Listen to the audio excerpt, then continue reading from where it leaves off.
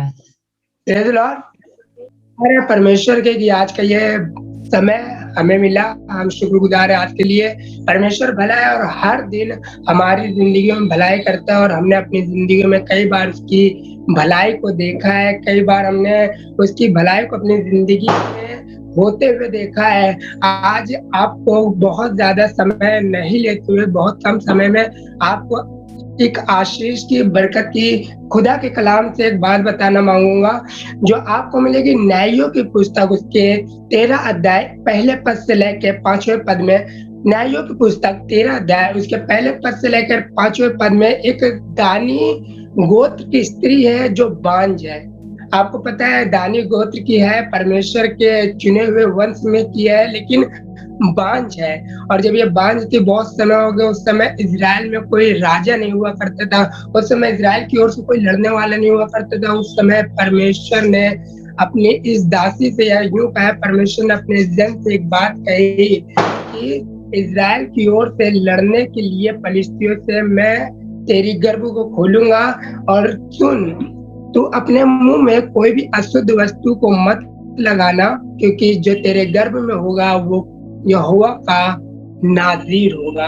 आपको पता है कई बार दिक्कतें होती हैं, परेशानी होती है, तंगालियाँ होती हैं, मुसीबतें होती हैं, कई बार चीज़ें बहुत समय तक बनी रहती है, लेकिन हम कई बार मुसीबतों में, तकलीफ़ों में, समस्याओं में हार जाते हैं। मैं आज बताना चाहता हूँ कि यदि समस्या बहुत समय से बनी हुई है, तो आप इस बात का विश्वास करिए कि यकीनन आसमान और ज़मीन का बनाने वाला ज़िंदा परमेश्वर आपकी ज़िंदगी में कुछ बड़ा करने पर है। शायद इस स्त्री को बहुत से लोगों ने ताने मारे होंगे, बहुत से लोगों ने भला-बुरा कहा होगा, बहुत से समारोह में ये जाती होगी, बहुत से जश्न में ये जाती होगी, लोग इसको बुरी नज़र से देखते होंगे। क्यों? क्योंकि उस समय में औलाद का न होना भी एक श्राप से कम नहीं हुआ करता था। लेकिन मैं शुक्रगुज़ार हूँ आसमान और ज़मीन के बनाने वाले ज़िंदा परमेश्वर का कि उसने एक काम किया।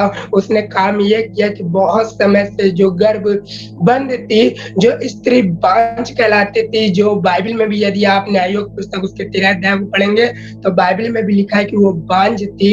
उस बांझ की कोख को खोला, और मैं शुक्रगुज़ार हूँ कि इसके पुत्र उत्पन्न हुआ, जो यहोवा की सामर्थ्य से भरा हुआ था और जो पलिश्तियों से यहोवा की ओर से लड़ा किया करता था, इज़राइलियों की ओर से लड़ा किया करता था, क्योंकि उस समय में कोई भी इज़राइलियों के ऊपर राजा नियुक्त नहीं हुआ था।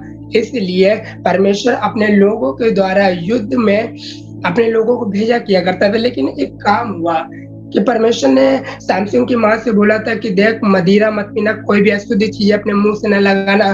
परमेश्वर की नज़र में पलिश्ती लोग घृणित हुआ करते थे, लेकिन ये एक पलिश्ती लड़की से दिल लगा बैठा और अपने माँ-बाप से कहने लगा कि मुझे उस लड़की से शादी करनी है। इसके माँ-बाप ने इससे कहा, फ़ोर्स किया कि क्या हमारे कुटुंब या हमारे लोगों में से कोई नहीं है क्या, तुझे वही लड़की पसंद है? एक काम हुआ कि इसने एक यहोवा की दृष्टि में घृणित काम किया। वो काम ये था कि इसने पलिश्ती स्त्री से शादी की, और धीरे-धीरे करके ये अपने आप को संसार में खोने लगा। ये अपने आप को संसार की बहुत सी बातों में लिपटाने लगा, और आपको पता है धीरे-धीरे करके ये बहुत सी बातों में परमेश्वर से दूर हो गया। और यदि आप परमेश्वर का कलाम उसका 16 अध्याय और उसके 20वें पद को पढ़ेंगे, 16 अध्याय और 20वें पद को पढ़ेंगे, तो ऐसा लिखा है कि ये परमेश्वर से इस कदर दूर हुआ कि 20वें अध्याय में लिखा है, तब उसने कहा, हे शिमशोन, पलिश्ती तेरी घात में है। तब वह चौंक कर झटका, वह तो न जानता था कि यहोवा उसके हाथ से चला गया है।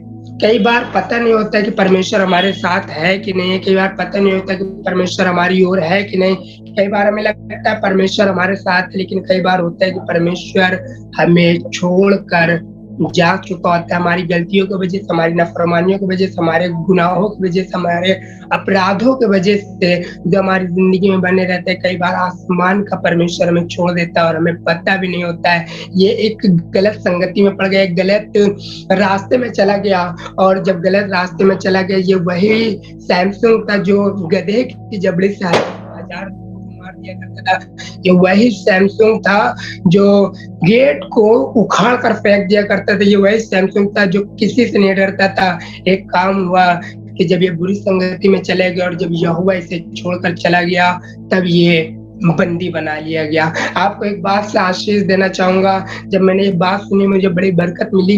एक बार की बात, एक राजा था, उसके राज्य में बहुत चोरियाँ हो रही थी और जब बहुत ज़्यादा उसके राज्य में चोरियाँ होने लगी तो उसने एक काम किया। उसने सोचा कि क्यों ना मैं भेष बदल कर जाऊँ और अपने राज्य में पता लगाऊँ कि कौन है जो हमारे राज्य में सेंध लगा रहा है। तो जब वो राजा चोर का भेष धरकर अपने नगर में, अपने राज्य में घूम रहा होता है, तो वो एक ऐसी जगह जाते हैं जहाँ चोर और डाकू लोग बसेरा करते हैं, जहाँ वो लोग आपस में एक दूसरे से मिलते हैं। वो जब वहाँ गया, वहाँ पे उसको एक झुंड नजर आया। वो गया, उनके पास जाकर खड़ा हो गया और उनसे बातें करने लगा और कहने लगा कि मैं तुम्हें से एक के समान हूँ, मैं भी चोर हूँ और घर से निकला हूँ ताकि चोरी कहीं पर किसी के घर पर कर सकूं।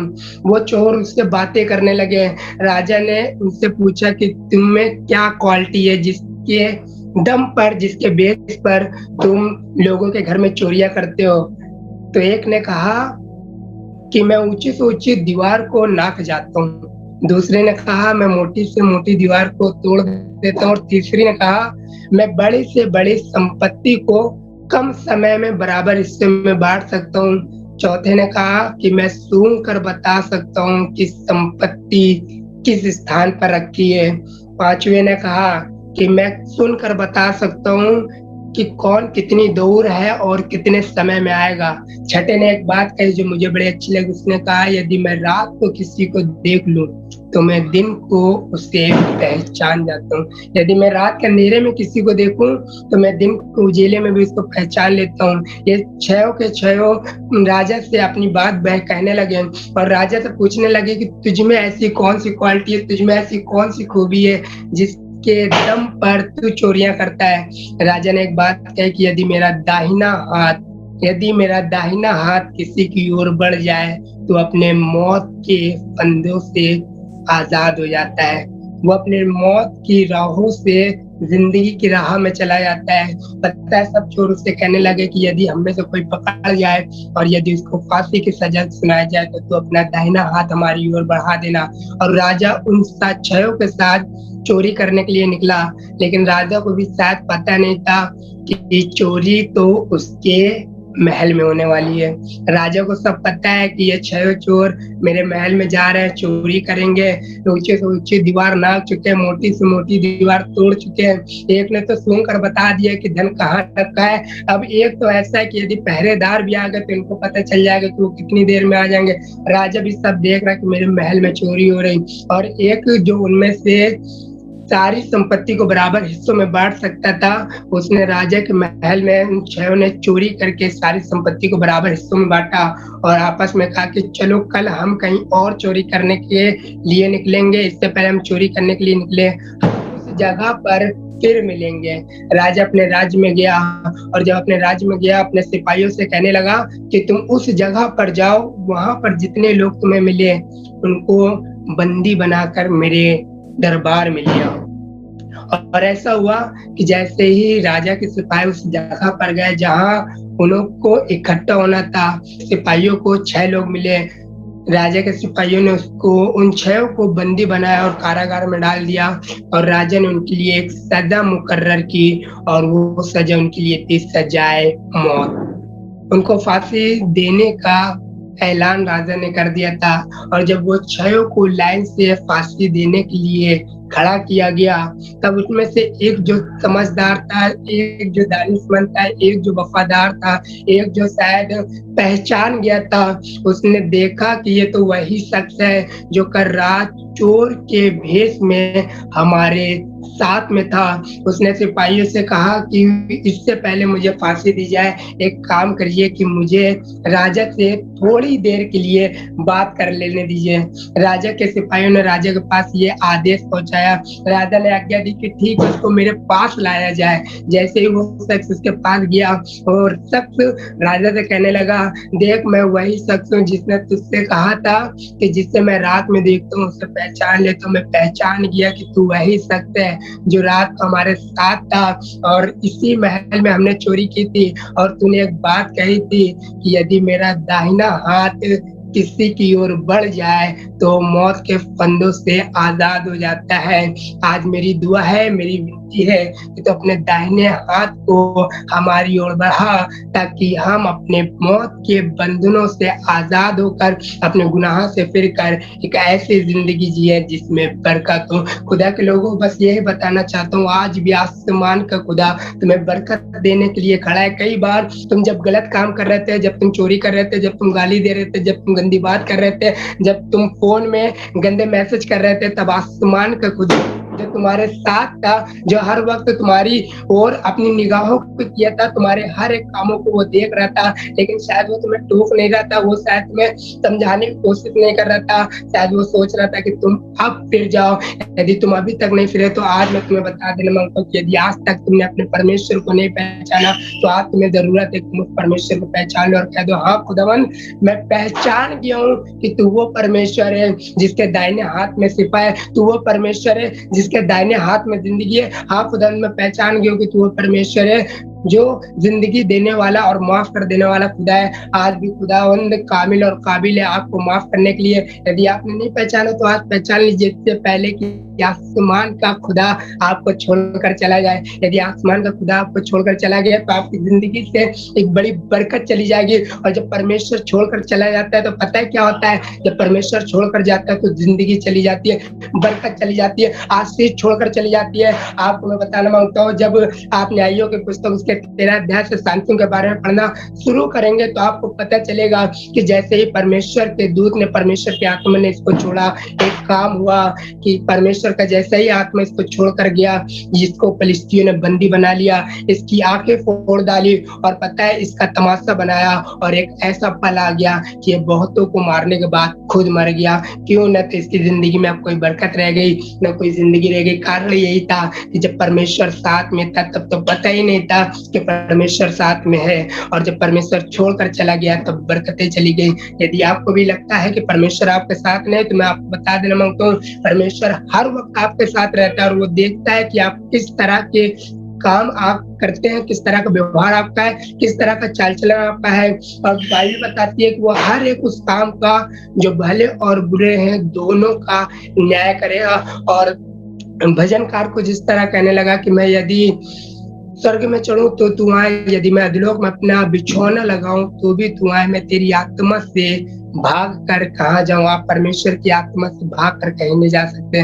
परमेश्वर का आत्मा हर वक्त आपको न सिर्फ संभालता है, वो आपको देखता है, वो आपके कामों को देखता है, ताकि एक समय पर आपको उसके कामों का सही सही फल मिल सके। और यदि आज भी आप अपने आप को अकेला समझते, आज भी आप आपको तन्हा समझते, तो मैं बताना चाहता हूँ कि आज वक्त है अपने खुदा से कहिए, खुदा बाप, मैं जानती हूँ, मैं जानता हूँ तो बचपन से लेकर मुझे संभालता आया है, क्योंकि तेरा कलाम बताता है कि तूने मुझे माँ के गर्भ में रचा और अभिषेक के साथ मुझे पैदा किया, और तब से लेकर आज तक मुझे संभाला है। खुदावन, तेरा आत्मा मुझे कभी छोड़कर न जाए, क्योंकि जिस दिन तेरा आत्मा में छोड़कर चला गया, उस दिन हम शायद तन्हा और बेजान हो जाएंगे। और मेरी दुआ है कि परमेश्वर आपके साथ रहे, आपकी हर एक दुआओं को सुने, आपकी हर एक विनतियों को कबूल करें। बस करना ये पड़ेगा कि यदि आज भी आपको नहीं पता कि परमेश्वर आपके साथ है, तो परमेश्वर से पूछिए, खुदावन तू मेरे साथ है कि नहीं? यदि है तो मेरी जिंदगी से उन बुरे कामों को दूर कर जो मुझे अंधा बना कर रखते, क्योंकि मैं उस शख्स के, उस व्यक्ति के समान बन जाना मांगता हूँ जिसने तुझे पहचान लिया और उसको जिंदगी मिल गई। और खुदावन से ये कहा है कि खुदा बाप, मैं जानता हूँ कि मैं तेरी आत्मा से भागकर कहीं नहीं जा सकता। जब परमेश्वर आपके साथ होगा, परमेश्वर का आत्मा आपके साथ होगा, आपके पास जिंदगी होगी, सुकूनत होगी, बरकत होगी, और बहुत सी बातें जो आप सोचते हैं आसमान के खुदा की हुजूरी में रखेंगे, यकीनन वो सारी बातें परमेश्वर की ओर से पूरी भी होंगी। बस एक काम करने की जरूरत है कि खुदा से कह देने की जरूरत है, परमेश्वर तू कभी मुझे मत छोड़ना, क्योंकि मैं तेरी आत्मा से भाग कर कहीं नहीं जा सकता। खुदा आप सबको बड़ी बरकत दे। Praise the Lord.